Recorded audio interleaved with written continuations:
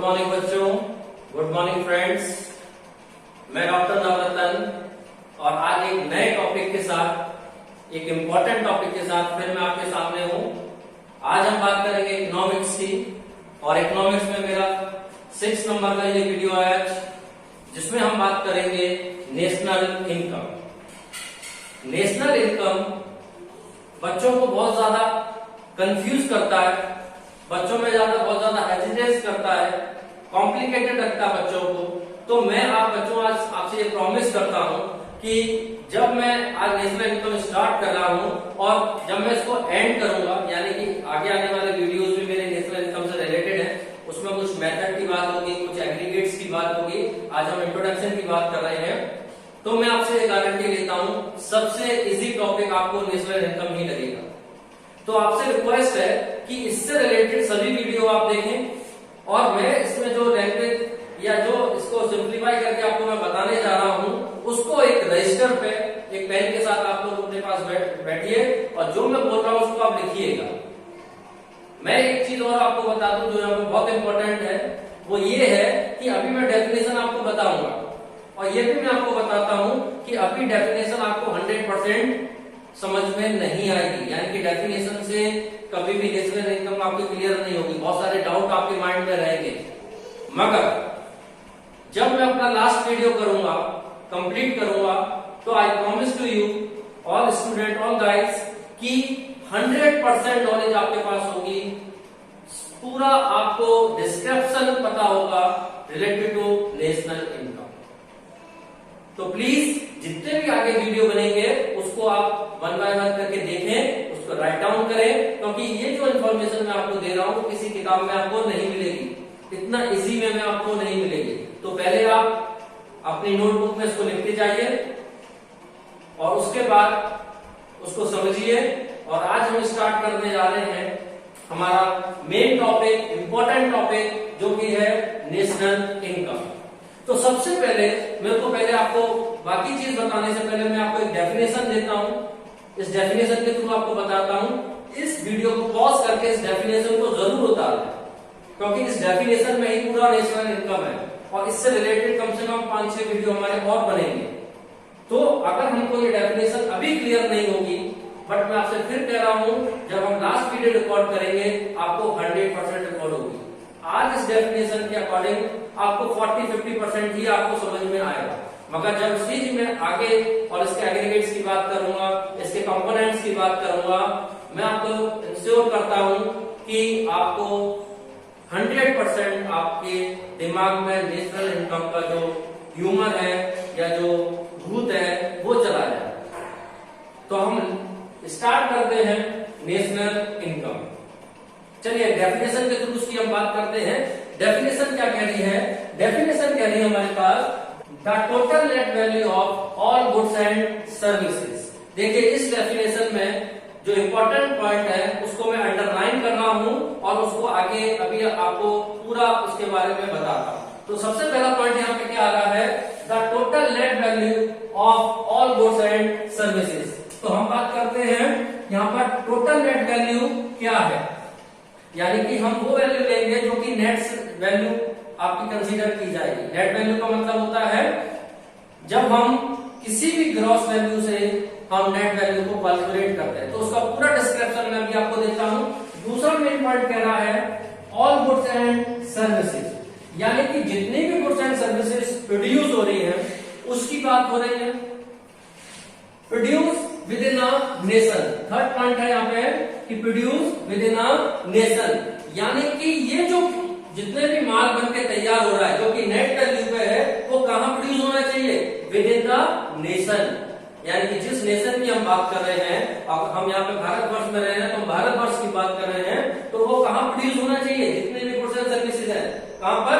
With in a nation, एक राष्ट्र के अंतर्गत। आगे चलते हैं, ये हमारा थर्ड पॉइंट था, over a specified period of time, यानी कि ये हमारा फोर्थ पॉइंट हो गया, over a specified period of time. जैसे हम अपने बिजनेस को उसका प्रॉफिट एंड लॉस कैलकुलेट करते हैं, हम अपनी एनुअल टोटल इनकम को कैलकुलेट करते हैं, जिसपे हम टैक्स वगैरह पे करते हैं, हर साल अपनी इनकम को इवैल्यूएट करके उसमें हम टैक्सेस कैलकुलेट करते हैं, उसमें सेविंग्स देखते हैं। इसी तरह हमारा देश भी अपनी इनकम को इवैल्यूएट करता है और एवरी ईयर कैलकुलेट करता है। तो उसका मतलब है over a specified period of time, यानी कि हम जो इवैल्यूएट कर रहे हैं उसका भी स्पेसिफाइड यहाँ पे टाइम दिया हुआ है।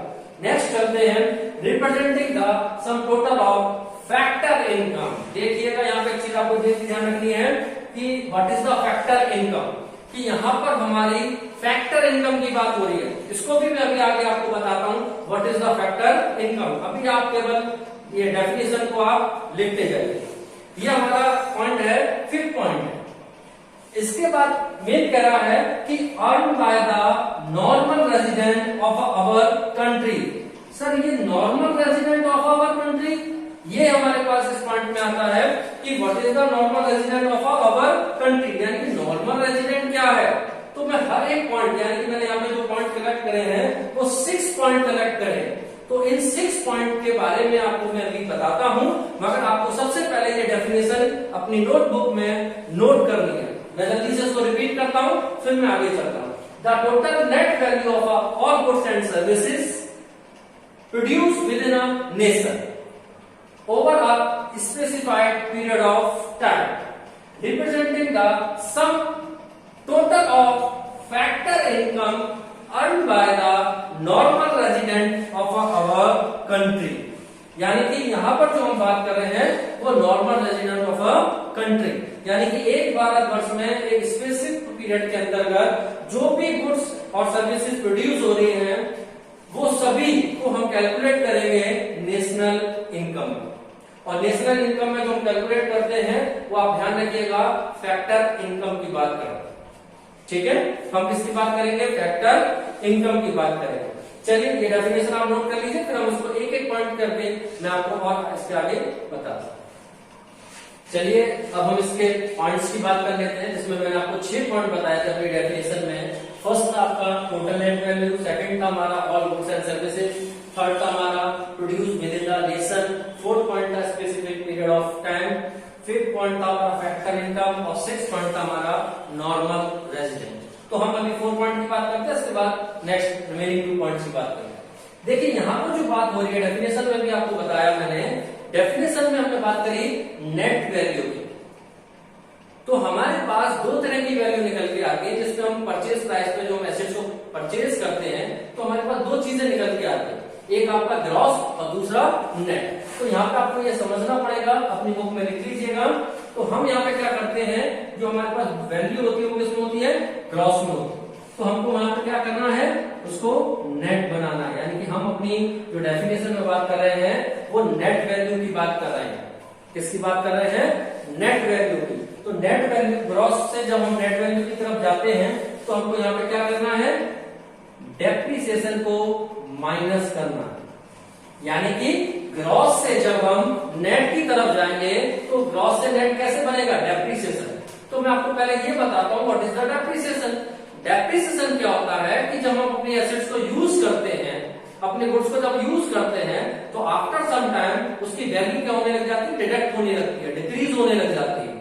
तो वो हमारा क्या होता है, डेप्रिसिएशन। फॉर एग्जाम्पल कि आज मैंने कोई एसेट्स को परचेज किया और आफ्टर 1 ईयर में उसको बेचना चाहता हूं, तो जितनी वैल्यू पे मैं बेचूंगा, यानी कि सेम वैल्यू जब मैंने परचेज की थी अब उतनी वैल्यू पे वो सेल आउट नहीं होगी। तो जितनी वैल्यू उस पर डिक्रीज हो गई for use of the 1 year, that is called depreciation.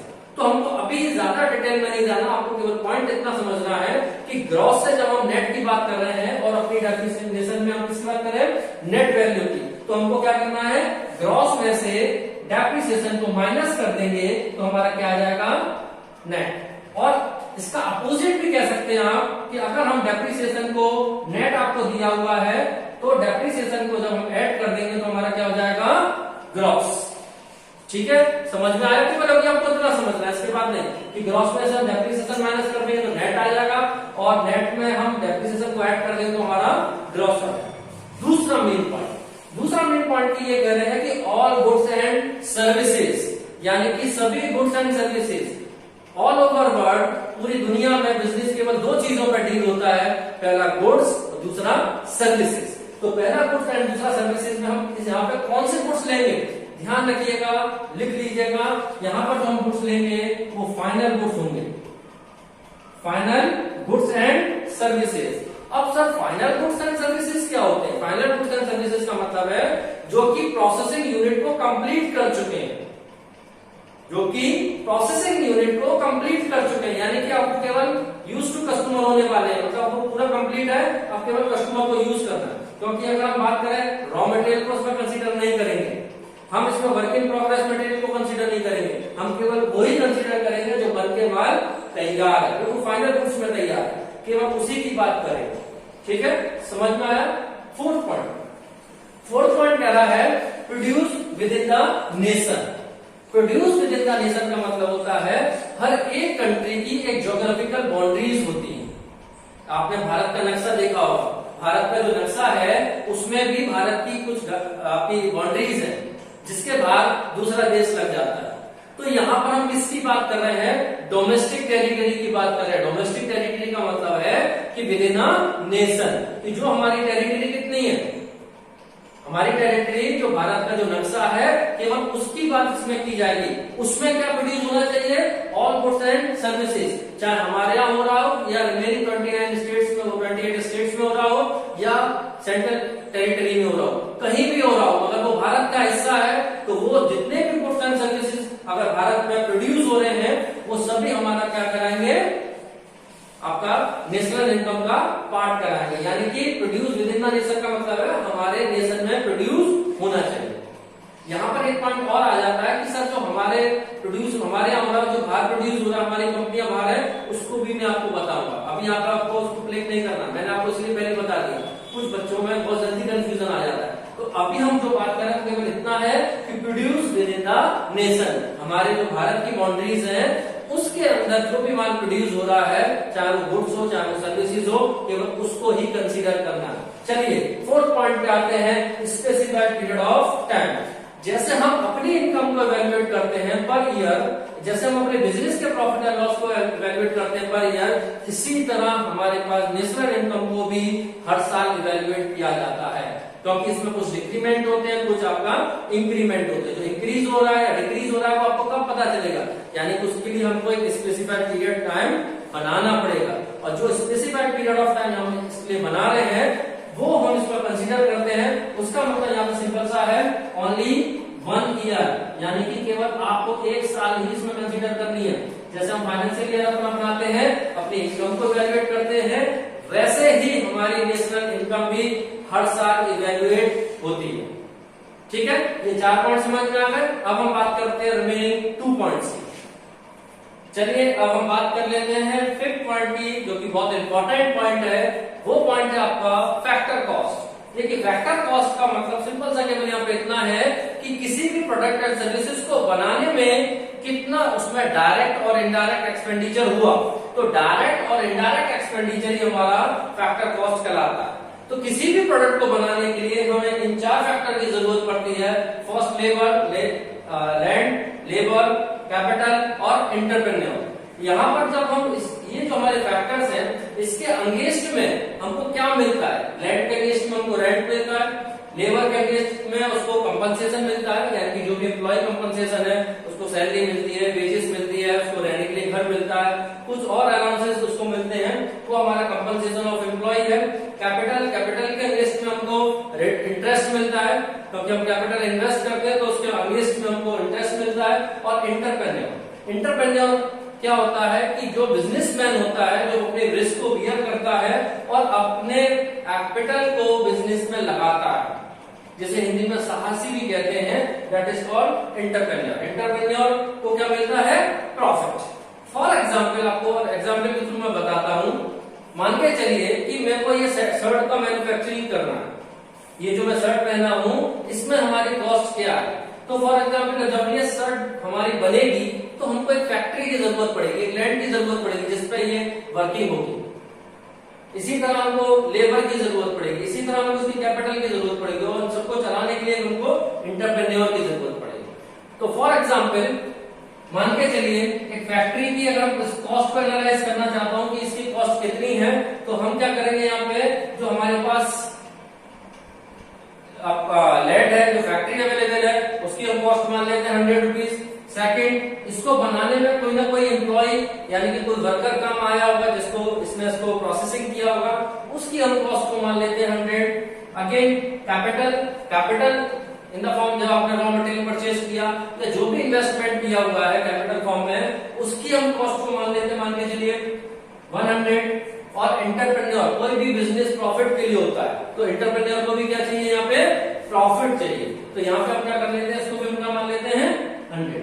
तो यहाँ पर हम इस कॉस्ट की अगर बात करें तो इसकी कॉस्ट कितनी है 400 रुपीज। अब तो ये हो गई कॉस्ट जो कि डायरेक्ट इनडायरेक्ट जो भी उसमें एक्सपेंडिचर हुआ, बट ये मार्केट प्राइस नहीं होगा, आपको दोबारा समझना पड़ेगा। अभी हम कॉस्ट की बात कर रहे हैं, प्रॉफिट की भी बात कर ली हमने एंटरप्रेन्योर की, मगर अभी तक ये मार्केट प्राइस नहीं है। यहाँ पर एक चीज और इन्वॉल्व होती है, जब हम इसको मार्केट प्राइस में ले जाते हैं, जब आप शर्ट को परचेज करने जाएंगे तो वो बिल जब आपका देगा वो 400 का नहीं देगा, इसमें बट इंक्लूड है प्रॉफिट, बट आपको 400 का नहीं देगा, वो आपको देगा विद टैक्सेस। यानी कि टैक्सेस कौन डिसाइड करता है, गवर्नमेंट डिसाइड करती है, फर्म का पार्ट वो नहीं होता। यानी कि जैसे ये 400 रुपए के हमारे पास टोटल आया, इसमें हमने एक चीज और ऐड कर दी जिसे कहते हैं हम इनडायरेक्ट टैक्स। इनडायरेक्ट टैक्स मान के चलिए कि इनडायरेक्ट टैक्स गवर्नमेंट ने डिसाइड किया और इनडायरेक्ट टैक्स हमारा कितना हो गया 100, यानी कि अब इसका मार्केट प्राइस कितना हो गया 500, इसे हम मार्केट प्राइस कह सकते हैं। यहां तक आपको बात समझ में आ गई? यानी कि ये जो थी वो आपकी कॉस्ट थी, उसमें प्रॉफिट ऐड था, बट हम जो मार्केट प्राइस की बात कर रहे हैं जिसमें हमारा इनडायरेक्ट टैक्सेस क्या हो जाते हैं, ऐड हो जाते हैं। जब इनडायरेक्ट टैक्सेस ऐड हो जाते हैं तो हमारा क्या कहलाता है, मार्केट प्राइस। तो आपको यहाँ पे ये समझना होगा कि जब हम नेशनल इनकम की बात करते हैं तो नेशनल इनकम को शॉर्ट फॉर्म में कहते हैं NNP, एट फैक्टर कॉस्ट। यानी कि जब हम नेशनल इनकम कैलकुलेट करेंगे तो वो क्या कहलाएगा, किस पे कैलकुलेट करना हमें, फैक्टर कॉस्ट पे, ठीक है, नेट नेशनल प्रोडक्ट। अब यहां पे आपको ये समझना है कि फैक्टर कॉस्ट में जब हमारे इनडायरेक्ट टैक्सेस ऐड हो जाते हैं तो वो हमारा क्या हो जाता है, मार्केट प्राइस। क्या हो जाता है, मार्केट प्राइस। ध्यान रखिएगा दोस्तों।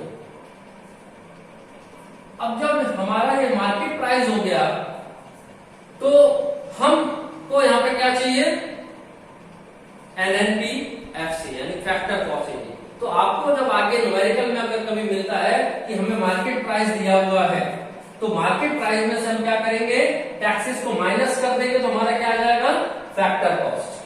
और फैक्टर कॉस्ट अगर दिया हुआ और हमको मार्केट प्राइस चाहिए तो मार्केट प्राइस में हम क्या ऐड कर देंगे, इनडायरेक्ट टैक्सेस, तो हमारा क्या आ जाएगा, मार्केट प्राइस। यहां पर दोस्तों एक छोटी सी प्रॉब्लम और है, कुछ ऐसी वस्तुएं होती हैं जहां गवर्नमेंट अपनी तरफ से कुछ सब्सिडी प्रोवाइड करते हैं। सब्सिडी प्रोवाइड का मतलब है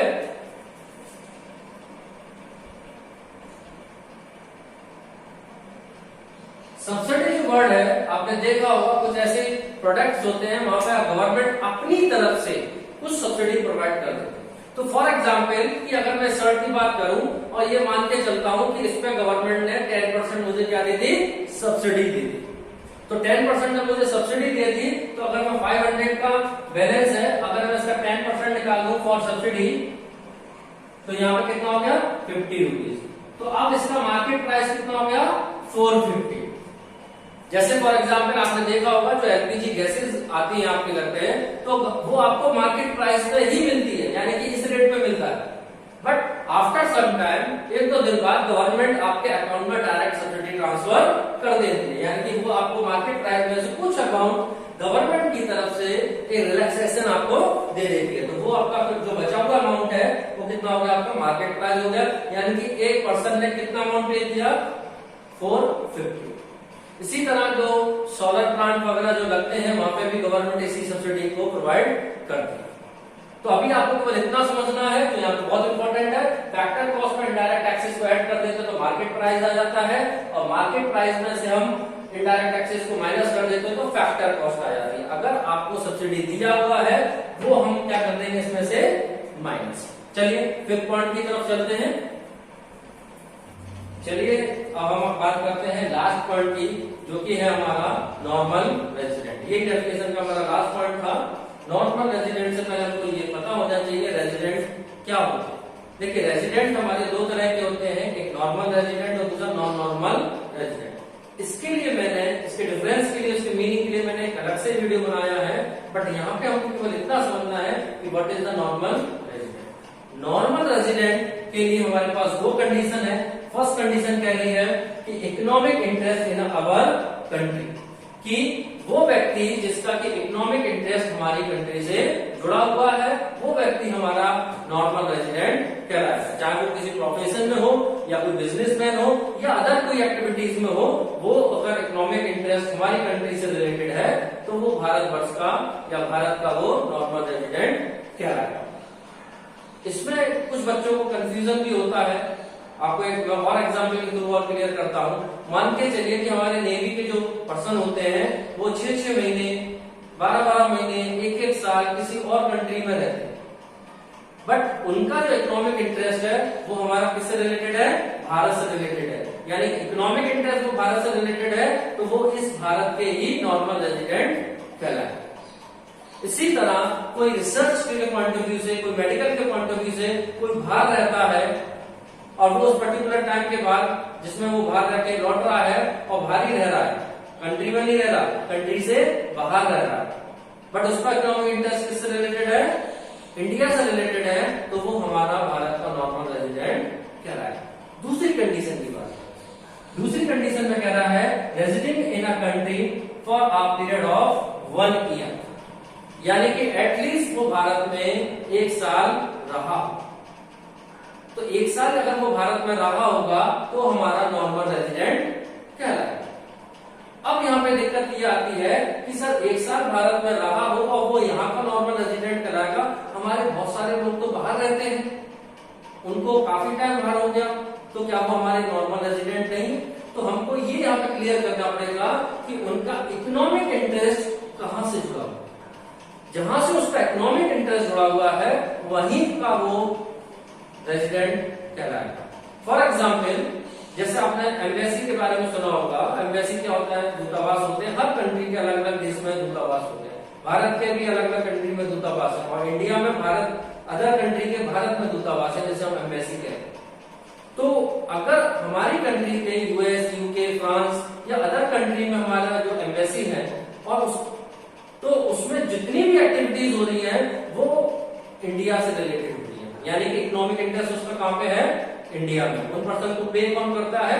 इंडिया पे करता है। तो वो भले ही 2 साल, 3 साल, 4 साल बाहर रहे हो, मगर उनका इकोनॉमिक इंटरेस्ट कहां से रिलेटेड है? भारत से रिलेटेड। और इकोनॉमिक इंटरेस्ट से मतलब है कि उनको हम जो भी अमाउंट पे कर रहे हैं। और दूसरा एग्जांपल मैं आपको देता हूं। मान के चलिए कोई आर्मी या कोई युद्ध होता है तो हमारी फौज बाहर चली जाती है और 2 साल 3 साल तक वो युद्ध चलता है। तो वो जब युद्ध चलता रहा तो उनका इकोनॉमिक इंटरेस्ट कहां पे है? भारत से है। इकोनॉमिक इंटरेस्ट कहां से है?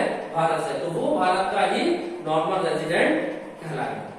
किसी रिसर्च पर्पज से इंडिया का कोई पर्सन बाहर गया हो, एजुकेशन पर्पज से इंडिया का व्यक्ति यूएसए गया हो, बट उसका इकोनॉमिक इंटरेस्ट क्या है? पढ़ाई करने के लिए गया है, 2 साल 3 साल 5 साल को रह के फिर वो वापस आ जाता है, यानी कि इकोनॉमिक इंटरेस्ट से इंडिया से, तो वो इंडिया का ही नॉर्मल रेजिडेंट कहलाएगा। अब आपको रेजिडेंट के बारे में आपको 3 कंडीशन ये मेन होती है जिसमें हम 1 ईयर की बात करते हैं, जिसमें हम ये देखते हैं कि अगर कोई व्यक्ति, बाहर का व्यक्ति आप हमारे देश में 1 साल से रह रहा है तो उसकी जो 3 एक्टिविटीज होनी चाहिए, यानी कि earning, spending and accommodation of wealth, यानी कि 1 साल से वो रह भी रहा है और वो उस देश में कमा भी रहा है, उस देश में वो खर्चा भी कर रहा है, और एकोमोडेशन यानी कि उस देश में रह के अपने वेल्थ को इंक्रीज भी कर रहा है, तो वो उसी देश का नॉर्मल रेजिडेंट कहलाएगा। इसको थोड़ा सा और क्लियर कर देता हूं एक एग्जाम्पल के थ्रू।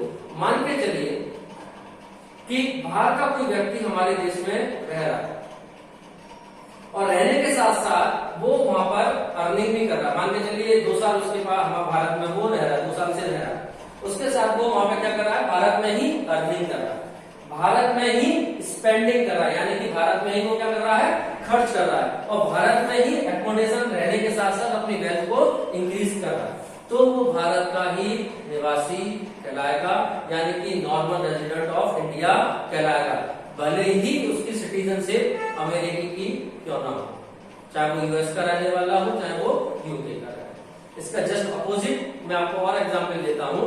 मान के चलिए कि भारत का कोई व्यक्ति, यानी कि मैं यूएस गया, अपने बिजनेस सेटअप करा मैंने, और बिजनेस सेटअप करने के बाद मेरे को 3-4 साल वहां पे हो गए, 1 साल से अबव हो गया, और मैं वहीं कमा रहा हूँ, वहीं खर्च कर रहा हूँ, वहीं रह रहा हूँ और अपनी वेल्थ को वहीं पे इंक्रीज कर रहा हूँ, तो मैं अमेरिका का नॉर्मल रेजिडेंट कहलाऊंगा, चाहे मैं भले ही मेरा भारत में जन्म रहा हो या भले ही मैं भारत का सिटीजन कहलाऊं, बट नॉर्मल रेजिडेंट किसका कहलाऊंगा, अमेरिका का कहलाऊंगा। तो आपको ये डेफिनेशन से क्लियर हो गया होगा कि नॉर्मल रेजिडेंस में भी जो 1 ईयर की मैंने जो बात की गई है उसमें भी 3 मेन पॉइंट होते हैं, earning, spending, accommodation of wealth, यानी कि वो व्यक्ति 1 साल भी रहा हो बट उनकी ये 3 एक्टिविटीज अगर उस देश से जुड़ जाती हैं तो वो उस देश का नॉर्मल रेजिडेंट कहलाता है। आपको आई होप आपको ये समझ में आ गया होगा, नहीं आया हो तो मेरा व्हाट्सएप नंबर भी इसके बाद मैं वीडियो के बाद देता हूं, कमेंट्स बॉक्स में भी आप दे सकते हैं। आज के लिए बस इतना ही, आप लोग प्लीज इसको नोट डाउन कर लीजिए, इसको समझ लीजिए, पॉज करके वीडियो को आप समझ लीजिए तो आपको और अच्छी तरह समझ में आ जाएगा। आज के लिए बस इतना ही, नेक्स्ट वीडियो में हम इसके ही कंपोनेंट, इसके ही एग्रीगेट ऑफ डिफरेंट की ही बात करेंगे। Thank you, have a nice day.